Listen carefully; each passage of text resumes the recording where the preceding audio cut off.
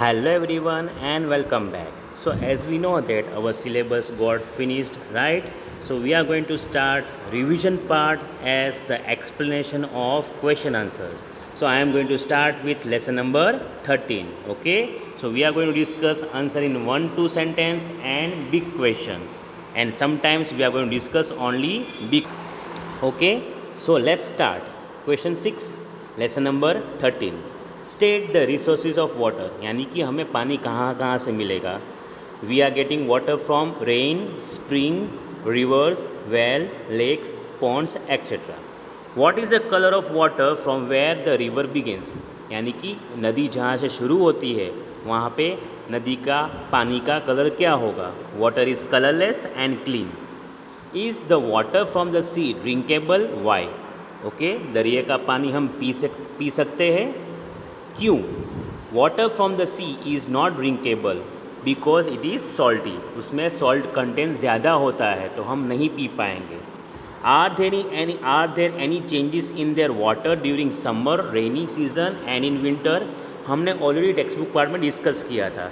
Yes, in summer water level get decreases due to heat. Summer में बहुत गर्मी होती है तो पानी का लेवल कम हो जाएगा. In monsoon water level increase due to heavy rainfall. In winter it remains same. What are the different kinds of aquatic animals found in the water of a pond or a river? Fish, frogs, turtle, water snake, etc. are found in river or pond. What kinds of birds come to river or a pond? तो ये भी हमने discuss किया था. Ducks, egret, lapwings, cranes etcetera. How is drinking water clean in your house, ये हमें discuss नहीं करना है क्योंकि वो अपने आप लिख सकते हो.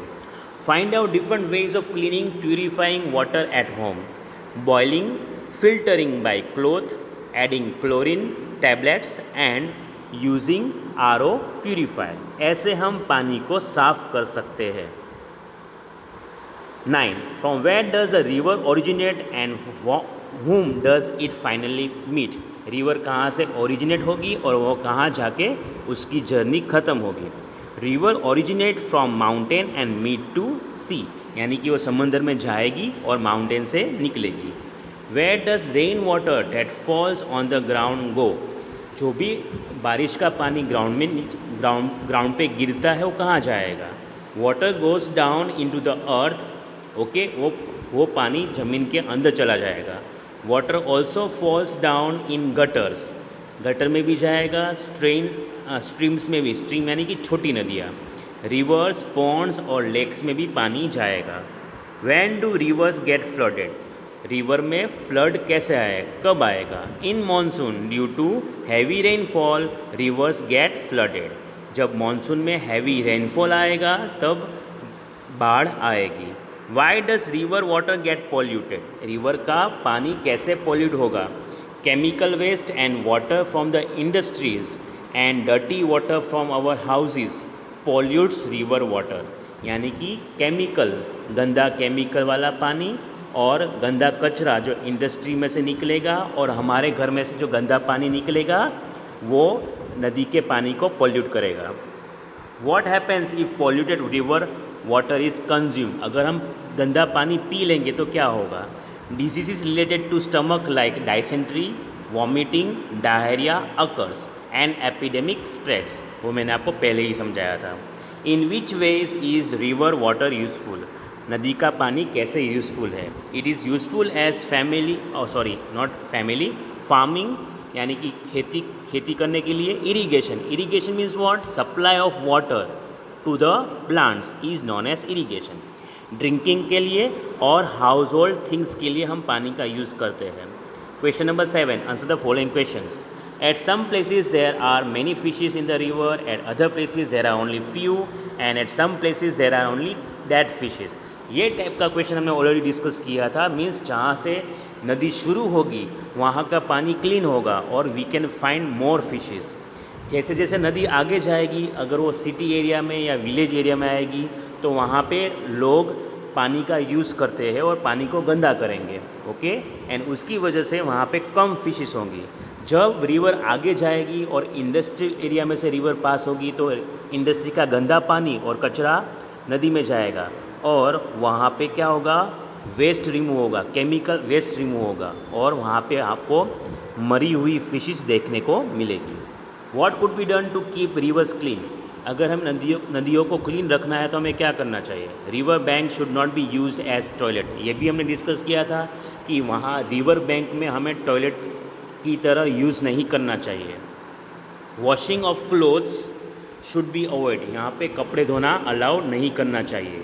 Throwing of chemicals and dirty water from industries should be avoided, यानी इंडस्ट्री में से गंदा पानी और केमिकल फेंकना नहीं देना चाहिए, ठीक है। और next one is what? River water is not salty but sea water is salty. नदी का पानी सॉल्टी नहीं है पर दरिया का पानी सॉल्टी है, ऐसा क्यों? River contains salt and minerals, river के अंदर भी सॉल्ट और मिनरल्स है, okay. It meet to the sea, वो फाइनली जाके कहाँ मिलेगी? वो दरिया में, समंदर में मिल जाएगी। During summer water evaporates and salt remains behind in water, यानी कि समंदर के पानी में सॉल्ट रहेगा और नॉर्मल पानी इवोपरेट हो जाएगा, तो इसीलिए दरिया का पानी या समंदर का पानी सॉल्टी होता है। 4 हम डिस्कस नहीं करेंगे। 5th one, what happens when there is a flood? जब भी बाढ़ आएगी तब क्या होगा? Water level increases in river, पानी का लेवल नदियों में बढ़ जाएगा। Damage cause to the properties, बहुत सारे घर, खेत, बिल्डिंग्स को नुकसान होगा। Crops and plants in the field get damage, जो भी प्लांट्स और क्रॉप्स हमने रखे हैं, हमने ग्रो किए हैं, वो डैमेज हो जाएंगे। और लॉस्ट ऑफ लाइफ, काफ़ी सारे लोग और एनिमल्स मर जाएंगे और इंजर्ड हो जाएंगे। Now give reasons can be ask in 2 marks. Rivers are known as लोक माता, यानी कि नदी को हम लोक माता बोलते हैं, क्यों? Man got settle life on banks of river, यानी कि हम लोगों की सेटल लाइफ कहाँ पे हुई?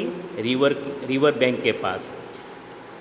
Water for use was easily available, use करने के लिए पानी ईजिली अवेलेबल है। River provide water for drinking, cooking and washing, हमें नदी कुकिंग के लिए, ड्रिंकिंग के लिए और वॉशिंग के लिए पानी प्रोवाइड करती है।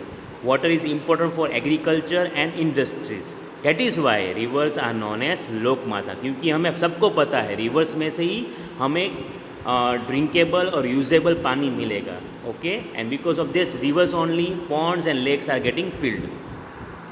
Polluted water of industries should be not poured into the river, यानी कि गंदा पानी इंडस्ट्री का हम रिवर में पोर करना नहीं चाहिए।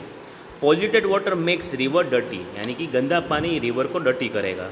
On consuming dirty water causes many diseases, अगर हम गंदा पानी पिएंगे तो हमें बहुत सारी बीमारी होगी।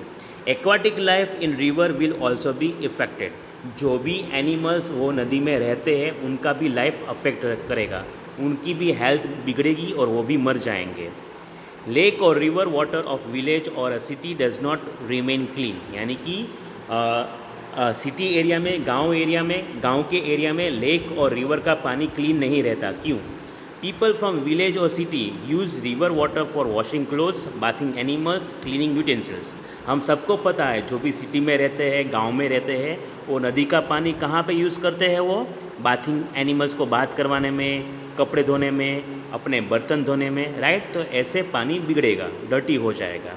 People use river banks as toilet, यानी कि गांव में क्या होता है, नदी किनारा जो होता है वो टॉयलेट की तरह यूज़ होता है।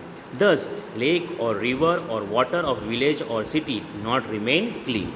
So, when we meet next time, we are going to start with the discussion of lesson number 12. Till then, tata and have a nice time.